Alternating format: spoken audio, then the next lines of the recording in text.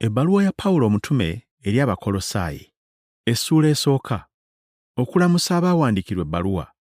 Pawulo, omutume wa Kristo Yesu olw'okwagala kwa Katonda, ne Timoseewo owooluganda, eri abatukuvu abooluganda abeesigwa mu Kristo, ab'omu Kolosaayi, ekisa kibeerenga gye muli n'emirembe ebiva eri Katonda Kitaffe. Okwebaza. Buli bwe tubasabira, twebaza Katonda Kitaawe wa Mukama waffe Yesu Kristo, kubanga twawulira okukkiriza kwammwe mu Kristo Yesu, n'okwagala kwe mulina eri abatukuvu bonna, olw'essuubi eri abaterekerwa mu ggulu, lye mwawulira edda mu kigambo eky'amazima ag'Enjiri eyajja gye muli, era nga bwe biri mu nsi zonna, ng'ebala ebibala era ng'ekula, era nga ne mu mmwe, okuva ku lunaku bwe mwawulira ne mutegeera ekisa kya Katonda mu mazima, nga bwe mwayigirizibwa Epafula muddu munnaffe omwagalwa, ye muweereza omwesigwa owa Kristo ku lwaffe, era eyatubuulira okwagala kwammwe mu mwoyo. Okusaba. Naffe kyetuva tetulekangayo kubasabira okuviira ddala ku lunaku lwe twawulira ebibafaako, nga tubeegayiririra mujjuzibwe okutegeeranga by'ayagala mu magezi gonna n'okutegeera eby'omwoyo, era mutambulenga nga bwe kisaanira Mukama, nga mumusanyusa, nga mubalanga ebibala mu buli kikolwa ekirungi, era nga mweyongeranga mu kutegeera Katonda. Kale munywezebwenga n'amaanyi ag'ekitiibwa kye bwe gali, olw'okugumiikiriza kwonna, n'okuzibiikiriza awamu n'okusanyuka, nga mwebaza Kitaffe eyatusaanyiza ffe omugabo gw'obusika obw'abatukuvu mu musana, eyatulokola mu buyinza bw'ekizikiza, n'atutwala mu bwakabaka obw'Omwana we omwagalwa, mwe tubeerera n'okununulwa, kwe kusonyiyibwa kw'ebibi byaffe. Kristo, omutwe gw'Ekkanisa, oyo kye kifaananyi kya Katonda atalabika, omubereberye w'ebitonde byonna, kubanga mu oyo ebintu byonna mwe byatonderwa, mu ggulu ne ku nsi, ebirabika n'ebitalabika, obanga ntebe za bwakabaka, oba bwami, oba kufuga, oba buyinza, ebintu byonna byatondebwa nga biyita mu ye, era ku lulwe. Naye ye yaliwo nga byonna tebinnabaawo, era mu ye ebintu byonna mwe bibeererawo. Era oyo gwe mutwe gw'omubiri, ye Kkanisa, oyo lwe lubereberye, omubereberye ow'omu bafu, ye alyoka abeerenga waggulu wa byonna. Kubanga Kitaffe yasiima okutuukirira kwonna okubeeranga mu ye, era ng'ayita mu ye okutabaganya ebintu byonna eri ye yennyini, oba ku nsi oba mu ggulu, bwe yaleeta emirembe olw'omusaayi gw'omusaalaba gwe. Kristo ye mutabaganya w'aboonoonyi ne Katonda. Nammwe mwe abaali beeyawudde ku Katonda, era abalabe mu kulowooza kwammwe, nga mukola ebikolwa ebibi, naye kaakano abatabaganyizza mu mubiri gw'ennyama ye olw'okufa kwe, alyoke abanjule abatukuvu era abatalina kyakunenyezebwa, era abataliiko bbala mu maaso ge, kasita mweyongera okubeera mu kukkiriza, nga munywedde, nga temusagaasagana, so nga temuvudde mu ssuubi ly'Enjiri gye mwawulira, eyabuulirwa ebitonde byonna ebiri wansi w'eggulu, nze Pawulo gye nafuukira omuweereza waayo. Okufuba kwa Pawulo okubuulira Enjiri.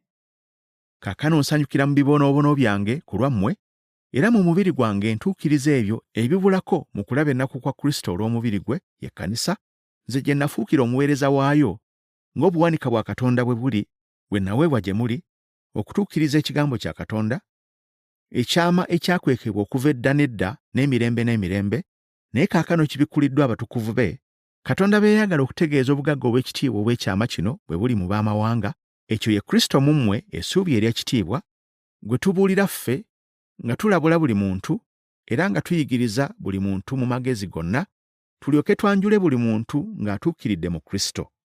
Olw'ekyo nfuba n'amaanyi gonna g'atadde mu ngeri y'ekitalo mu nze.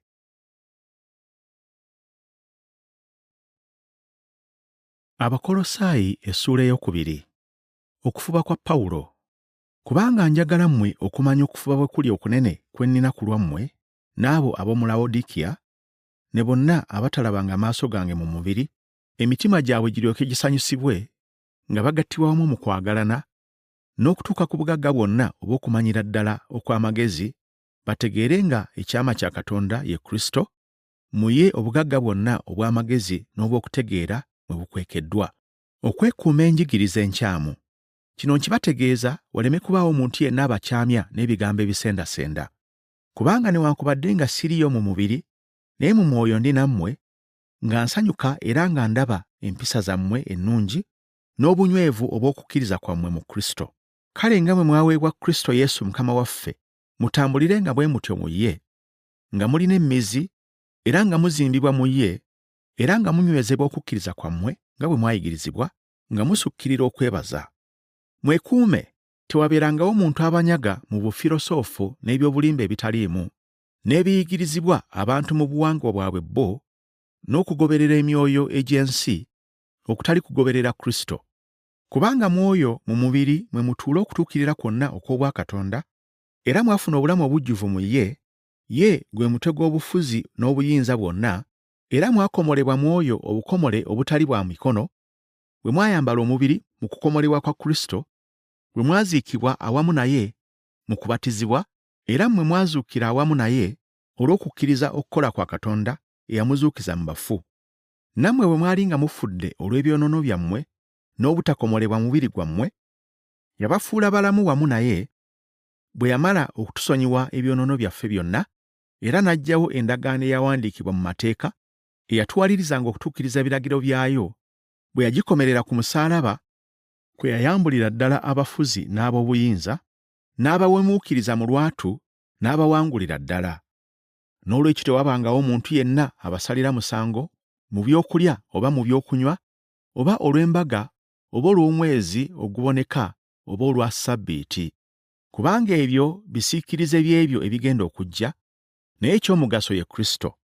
Omuntu yenna tabanyagangako mpeera yammwe mu kwewombeka kw'ayagala yekka n'okusinzanga bamalayika, ng'anywerera mu ebyo bye yalaba, nga yeegulumiriza bwereere mu magezi ag'omubiri gwe, so nga teyeekwasa mutwe omuva omubiri gwonna, ennyingo n'ebinyweza, nga biguleetera era nga bigugatta wamu, nga gukola n'okukuza kwa Katonda.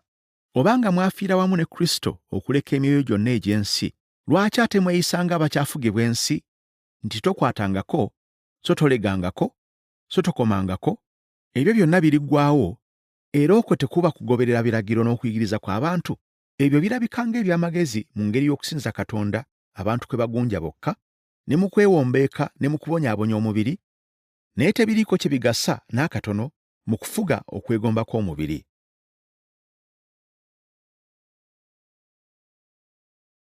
Abakolosaayi essuula ey'okusatu. Okunoonyanga eby'omu ggulu. Kale obanga mwazuukirira wamu ne Kristo, munoonyenga ebiri waggulu, Kristo gy'ali ng'atudde ku mukono ogwa ddyo ogwa Katonda. Mulowoozenga ku by'omu ggulu, so si ebiri ku nsi, kubanga mwafa n'obulamu bwammwe bukwekeddwa wamu ne Kristo mu Katonda.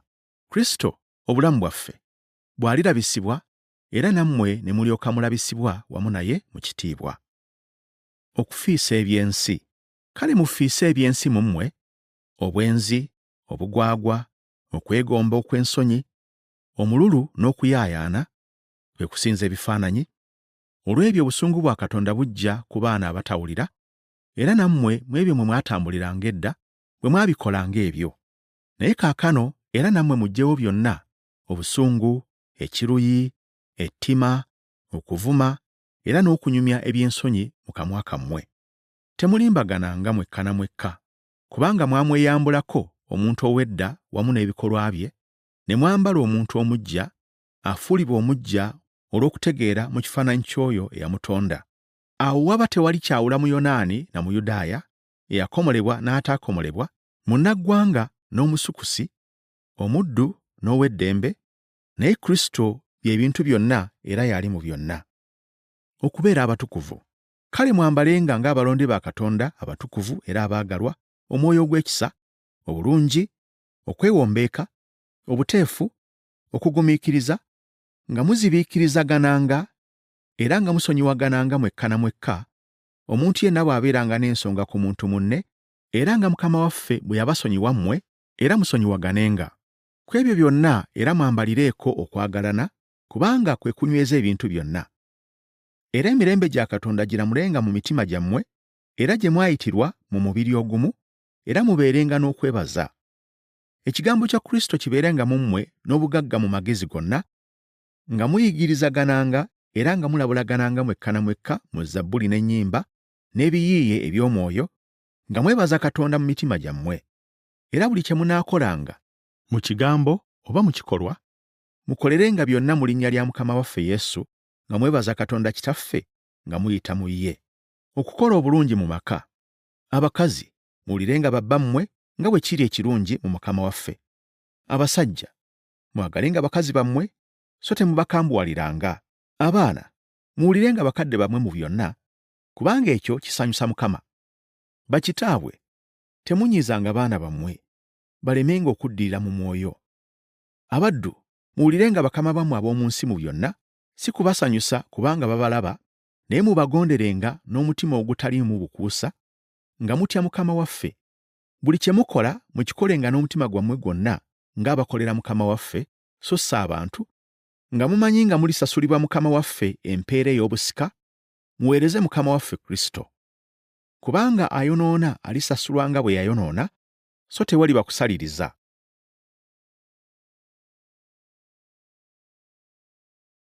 Abakolosaayi essuula ey'okuna.